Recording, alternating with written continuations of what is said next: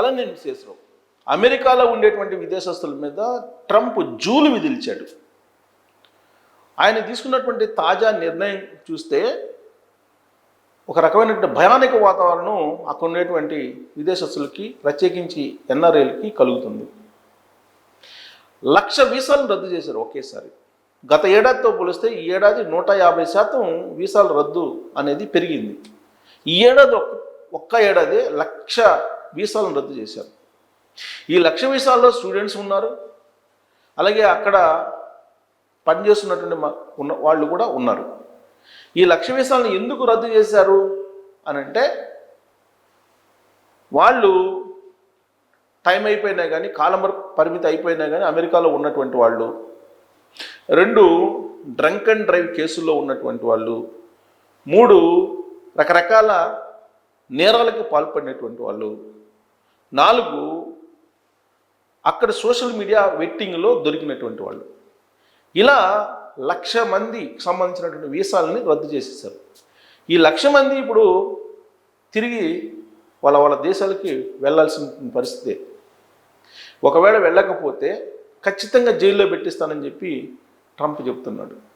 మరొకటి ఏంటంటే, సంచలనమైనటువంటి తాజాగా ట్రంప్ తీసుకున్నటువంటి నిర్ణయం, ఎవరైనా సరే అమెరికాలో అడుగు పెడితే కరెక్ట్గా 30 రోజులకు తిరిగి వెళ్ళిపోవాలి. ఇన్ కేస్ 30 రోజుల తర్వాత ఒక్క రోజు ఉన్నా కానీ రోజుకి $999 ఖచ్చితంగా ఫైన్ కట్టాలి అనేటువంటి నిబంధన పెట్టారు. దీన్ని హోమ్ల్యాండ్ సెక్యూరిటీ పర్యవేక్షిస్తుంది. సాధారణంగా మనం అమెరికాకు వెళ్ళినప్పుడు అక్కడ దిగగానే హోమ్ల్యాండ్ సెక్యూరిటీ వాళ్ళు ఒక స్టాంప్ వేస్తారు, అంటే ఏ తేదీన అమెరికాలో అడుగుపెట్టారు అని. మళ్ళీ తిరిగి వచ్చేటప్పుడు మళ్ళీ స్టాంప్ వేస్తారు, అంటే ఏ తేదీన మళ్ళీ తిరిగి వెళ్తున్నారు అనేది. ఇప్పటి వరకు ఏంటంటే టూరిస్టులు కానీ ఎవరు వెళ్ళినా సరే 6 months మ్యాక్సిమం ఉండొచ్చు, మ్యాక్సిమం 6 months ఉండొచ్చు. కానీ ఇప్పుడు మారినటువంటి పరిస్థితుల దృష్ట్యా కరెక్ట్గా 30 రోజులు మాత్రమే ఉండాలి. 30 రోజుల తర్వాత మీకు ఫైన్ వేయబడుతుంది ఇన్ కేస్ పర్మిషన్ తీసుకోకపోతే.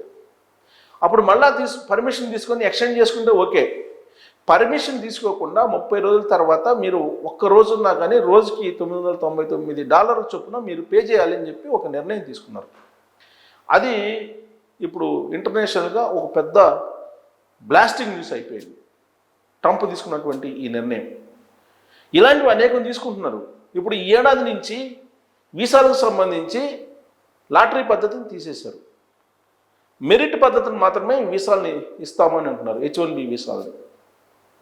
అంటే ఎవరైతే యూనివర్సిటీల్లో హైయెస్ట్ మార్క్స్ వచ్చాయో, లేదంటే వాళ్ళ ఎడ్యుకేషన్లో వచ్చాయో వాళ్ళకి మాత్రమే ఇస్తారు. పైగా క్యాంపస్ ఇంటర్వ్యూలో సెలెక్ట్ అయినటువంటి వాళ్ళకే ప్రాధాన్యత ఇస్తారు. ఇది క్రైటీరియా H-1B వీసాలకి. ఇప్పటి వరకు ఏంటి, లాటరీ పద్ధతిలో యావరేజ్ స్టూడెంట్స్ కూడా అక్కడ ఉండి H-1B వీసా తోటి జాబ్ చేసుకునేటువంటి సిచ్యువేషన్. కానీ ఇక నుంచి అలాంటి అవకాశమే లేదు. మీరు మెరిట్ స్టూడెంట్ అయితేనే మీరు అమెరికాలో ఉండగలరు, లేదంటే ఉండలేరు. ఇక రెండవది, మీరు ప్రతిరోజు సోషల్ మీడియా అకౌంట్స్ని ఉపయోగిస్తూ ఉంటారు. ఈ సోషల్ మీడియా అకౌంట్స్లో ఎలాంటి పోస్టులు పెడుతున్నారు, ఎలాంటి అభిప్రాయాలు వ్యక్తం చేస్తున్నారు అనేది రెగ్యులర్గా పర్యవేక్షిస్తున్నారు ఆర్టిఫిషియల్ ఇంటెలిజెన్స్ ద్వారా. అమెరికాలో ఉండేటువంటి వాళ్ళ సోషల్ మీడియా అకౌంట్స్ని, అమెరికాకి వెళ్ళాలి అనుకుంటున్నటువంటి వాళ్ళ సోషల్ మీడియా అకౌంట్స్ని, వీటన్నింటినీ చెక్ చేసిన తర్వాత మాత్రమే అమెరికాలోకి అడుగుపెట్టనిస్తున్నారు. అంటే ఇంత స్ట్రిక్ట్ నిర్ణయాలు తీసుకున్నారు. ఇప్పుడు అక్కడ H-1B వీసా గడువు అయిపోయినటువంటి వాళ్ళు ఉన్నారు, దాన్ని ఎక్స్టెండ్ చేసుకుంటున్నారు, అక్కడే ఎక్స్టెండ్ చేసుకుంటున్నారు. మళ్ళీ తిరిగి స్వదేశానికి వస్తే ఖచ్చితంగా అమెరికన్ కాన్సులేట్లో ఇంటర్వ్యూకి వెళ్ళాల్సి వస్తుంది. ఆ సందర్భంగా సోషల్ మీడియాలో మొత్తం మీ అకౌంట్స్ని ఫస్ట్ నుంచి లాస్ట్ వరకు చెక్ చేస్తున్నారు. దాంతో అసలు మీరేంటి, మీ మైండ్ సెట్ ఏంటి, మీరు పెడుతున్నటువంటి పోస్టుల యొక్క ఆంతర్యం ఏంటి, మీరు ఎలాంటి వాళ్ళని లైక్ చేస్తున్నారు, ఎలాంటి వాళ్ళని మీరు వ్యతిరేకిస్తున్నారు, మీలో ద్వేషపూరితమైనటువంటి ఆలోచనలు ఉన్నాయా, ఇలాంటివన్నీ కూడా వాళ్ళు వెట్టింగ్ చేస్తున్నారు సోషల్ మీడియా అకౌంట్స్ ద్వారా. ఇవాళ సోషల్ మీడియా అకౌంట్స్లో లింక్డ్ఇన్ వాడినటువంటి వాళ్ళు ఉండరు, బహుశా విదేశస్తులు ఎవరైనా సరే అమెరికాలో ఉండేటువంటి వాళ్ళు. అలాగే ఇప్పుడు ఇన్స్టాగ్రామ్, టెలిగ్రామ్, ఫేస్బుక్ ఇలాంటితో పాటు టిక్టాక్ ఇలాంటివన్నీ ఉన్నాయి. వీటన్నిటినీ పర్యవేక్షిస్తున్నారు. అసలు అమెరికాకి ఎందుకు వచ్చారు వీళ్ళు, ఏం చేయడానికి వచ్చారు, ఏం చేస్తున్నారు అనేది రెగ్యులర్గా వాళ్ళు వాచ్ చేస్తున్నారు. అమెరికా నిఘా వ్యవస్థ ఎలా ఉంటుందో అందరికీ తెలుసు. చీమ చిటుక్కుమన్నా ఇమీడియట్గా తెలిసిపోతుంది. వాళ్ళ నిఘా వ్యవస్థ ప్రపంచ దేశాలనే గడగడలాడిస్తూ ఉంటుంది. పాకిస్తాన్లో ఉన్నటువంటి బిన్ లాడెన్ని తీసుకెళ్ళిపోయారు. ఇరాక్లో ఉండేటువంటి సద్దాం హుస్సేన్ని లేపేశారు. వెనిజులాలో ఉండేటువంటి మధుకోని కిడ్నాప్ చేసి తీసుకెళ్ళి న్యూయార్క్ జైల్లో పెట్టారు. సో ఇవన్నీ ఎలా సాధ్యం? అదే మరి అమెరికా యొక్క నిఘా పగడ్బందీ ఎలా ఉంది అనేది. వాళ్ళ నిఘా అంత పగడ్బందీగా ఉంటుంది. అందుకే ప్రపంచ దేశాలన్నీ కూడా అమెరికా అంటే ఒక రకంగా భయపడుతూ ఉంటాయి.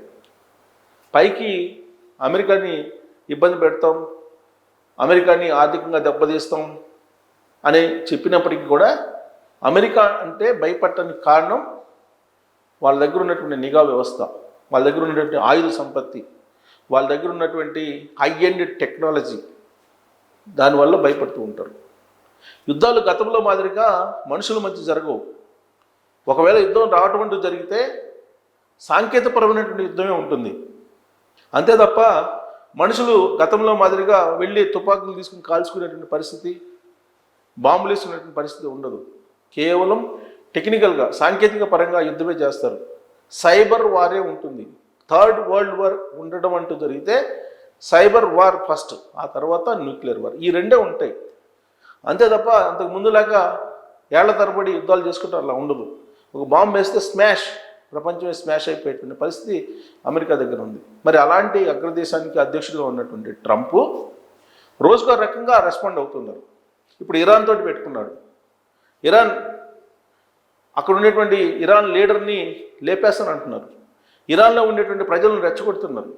మరోవైపు గ్రీన్లాండ్ని ఆక్రమించుకుంటాను అంటున్నారు. ఆ కారణం చేత చైనా, రష్యా మోహరించి ఉంది ఇప్పుడు అమెరికా మీద. సో ఎప్పుడు ఏమవుతుందో తెలియనటువంటి సిచ్యువేషన్. నాటో మొత్తం బద్దలయ్యేటువంటి పరిస్థితి కనపడుతుంది. ఫ్రాన్స్ నాటో నుంచి వెళ్ళిపోవడానికి సిద్ధమవుతుంది. అలాగే గ్రీన్లాండ్ పోతుంది కాబట్టి అక్కడ డెన్మార్క్ నాటో నుంచి వెళ్ళడానికి సిద్ధం ఉంది. ఇలాంటి సిచ్యువేషన్లు నడుమ అమెరికాలో ఉండేటువంటి విదేశస్తులను కూడా ఆ దేశం నుంచి పంపించడానికి ట్రంప్ సిద్ధమయ్యారు. అందుకే 1,00,000 వీసాలని ఒకేసారి ఈ ఏడాదిలో 1,00,000 వీసాలు రద్దు చేశారని అంటే మీరు ఎక్స్పెక్ట్ చేయండి అక్కడ ఉండేటువంటి సిచ్యువేషన్. ఇవాళకి కూడా బిక్కుబిక్కుమంటూ అక్కడ విదేశస్తులు ఉన్నారు అనేది అక్కడ ఉండేటువంటి పరిస్థితుల్ని గమనించినటువంటి వాళ్ళు, అక్కడి నుంచి ఇండియాకు వచ్చినటువంటి వాళ్ళు చెప్తున్నమాట. అనేక మంది విదేశస్తులు తిరిగి తమ దేశాలకి ఏప్రిల్ తర్వాత ఎక్కువ మంది వచ్చే అవకాశం ఉందని కూడా చెప్తున్నారు. వాళ్ళల్లో మన ఇండియన్స్ ఎక్కువ ఉండే అవకాశం ఉంది. మన ఎన్ఆర్ఐలు ప్రత్యేకించి చదువుకోవడానికి 2019 నుంచి వెళ్ళినటువంటి స్టూడెంట్స్ అనేక మంది ఇబ్బందులు పడుతున్నారు అనేది అక్కడ ఉండేటువంటి మన వాళ్ళు చెప్తున్నటువంటి ఒక అభిప్రాయం.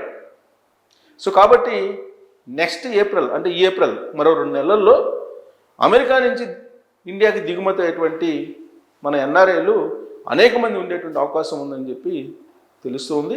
ట్రంప్ దెబ్బకి గడగడలాడిపోతున్నారు. ట్రంప్ ఒక రకంగా చెప్పాలంటే టెర్రరైజ్ చేస్తున్నారు. ఇలాంటి పరిస్థితుల్లో అక్కడ ఉండాలా వెళ్ళాలా అనేటువంటి సందిగ్ధంలో అక్కడ ఆస్తులు ఉన్నాయి, ఇళ్ళు కొనుక్కున్నారు కొంతమంది, వాటిని అమ్మకానికి పెట్టారు, అవి కొనేవాళ్ళు లేరు 3 నెలల నుంచి అనేది కొంతమంది నాతోటే చెప్పినటువంటి మాట. మరి ఇలాంటి పరిస్థితుల్లో రోడ్ల మీదకి వాళ్ళు రాబోతున్నారా ఎన్ఆర్ఐలు అనే దాని మీద మీరు కామెంట్ చేయొచ్చు. Thank you.